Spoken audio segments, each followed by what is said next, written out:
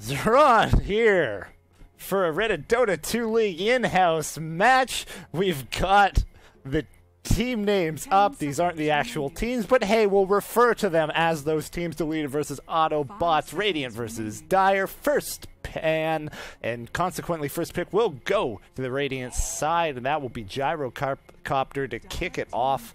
Chib will be drafting on the side of Radiant. E4H6 for the Dire.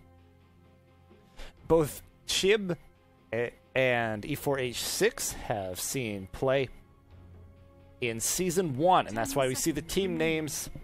Chib, our administrator, seen as C. Troxel on the Reddit Dota 2 League. Let's make this a little weird. Let me unmute that and see if I hear anyone. I'm here with you. Okay. All smiles reporting in. Alright, there we go. It's all smiles. Anything you're expecting out of this first pick? Well, Nyx is still in the pool, but he's gotten nerfed, so I don't know. Oh, we're gonna kick it off in style with Spirit Breaker. He's added the... Yeah, so his charge has added the greater bash upon impact with 6.78. We could see this as support Spirit Breaker. You see Ike's Mike playing that a lot. Yeah, we've yet to see where Spirit Breaker settles in. Seen support Spirit Breaker a couple times, kind of wondered if he'll show up mid. He's kind of a carry and kind of not, so it's kind of weird to put him in. You could actually do a really stupid combination between Drill Ranger and Visage, where you would use the Visage familiars with the aura to backdoor towers, just because of how much damage that would afford you.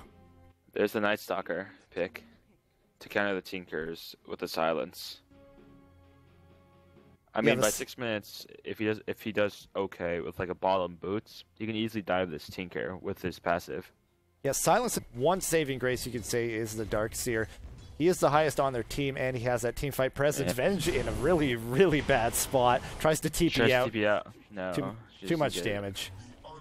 Vacuum was still there if they needed it, but no, they're just going to call it. Calls GG. 18 minutes. GG called out. As mentioned, I guess they agreed with you. No real way of coming back here. We could see it, really. 10,000 experience and 14,000 gold. It's just 18 minutes. I mean, Spearbreaker has drums, treads, urn, and 2,700 gold in the bank. Yeah. Weaver has 1,800 from his Perseverance. Or not, Lincoln's. And Tinker already has a 4-staff Boots of Travel and 1,500 gold save up. Though the Dire not disconnecting.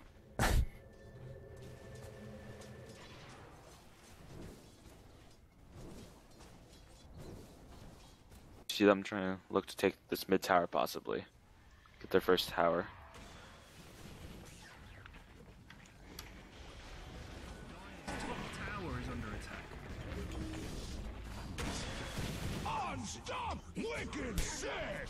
Didn't seem to work out.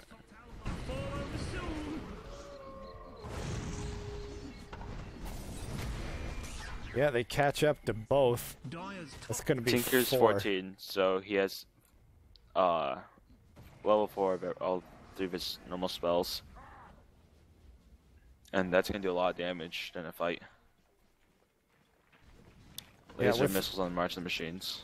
Yeah, with a clean wipe of 4, that's just about enough. There they go. So it'll just be a few seconds before that Ancient goes down, and we see the final score screen here.